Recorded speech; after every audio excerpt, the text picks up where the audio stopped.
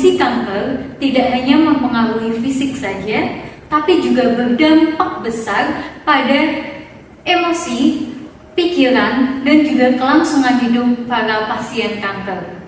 Oleh karena itu, kami mengusung video standar operasional prosedur, pengkajian, hingga intervensi pada acceptance commitment terapi, di mana acceptance commitment terapi ini dapat menjadi suatu solusi pada adanya distress pasien kanker, begitu.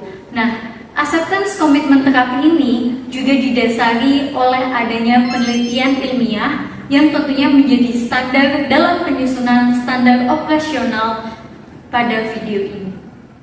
Penyakit kanker memberikan tekanan yang sangat berat kepada pasien pada sisi psikologisnya.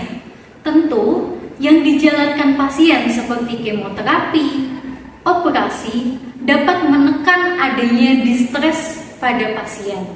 Oleh karena itu, dengan adanya acceptance commitment terapi ini menjadi solusi pada pasien kanker.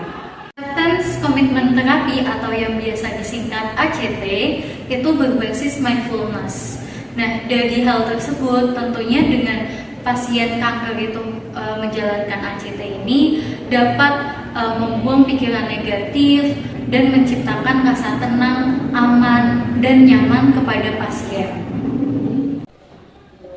Sebelum dilakukannya intervensi ACT atau Acceptance Commitment Therapy, tentunya harus dilakukan pengajian terlebih dahulu. Pengajian yang kami ambil yaitu AAQ2 atau yang biasanya disebut dengan Acceptance and Action Questionnaire 2. Yang mana AAQ2 ini membahas tentang 7 item penilaian yang harus dilakukan perawat untuk mengkaji pasien.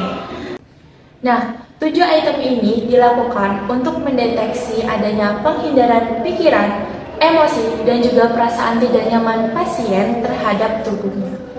AAQ2 sendiri ini bertujuan untuk mengukur psychological inflexibility, lalu untuk menilai experiential avoidance, lalu memantau kondisi psikologis pasien sebelum ataupun sesudah dilakukannya intervensi, serta menilai apakah intervensi ACT ini berjalan fleksibel dilakukan terhadap pasien tersebut.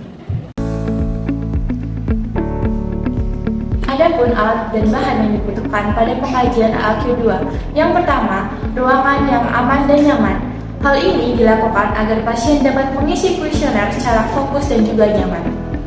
Yang kedua, kuesioner yang sudah di-print untuk diisi oleh pasien. Lalu, ada pun ballpoint yang harus disediakan agar pasien dapat mengisi di lembar kuesioner.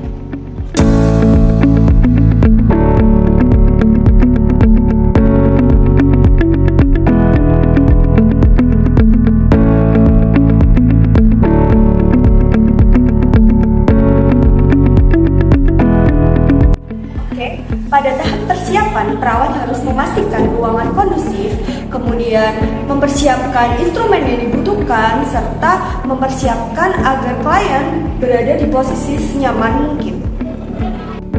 Nah, selain itu, perawat juga harus menjelaskan tujuan dari asesmen itu sendiri dan menjaga kerahasiaan dari hasil asesmennya itu nanti. Selanjutnya, kita masuk ke asesmen AAQ2. Untuk skornya yaitu ada 1-7 dari 7 pernyataan. Perawat memastikan pasien memahami dari setiap pernyataan yang ada dalam kuesioner tersebut.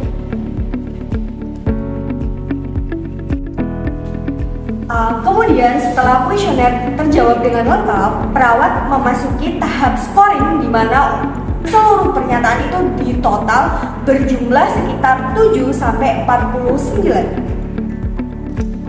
Oke, kemudian kita masuk ke tahap dokumentasi di mana hasil total skor yang telah diisikan klien yang menunjukkan skor tertinggi itu menunjukkan bahwa klien mengalami penghindaran pengalaman yang terjadi pada dirinya.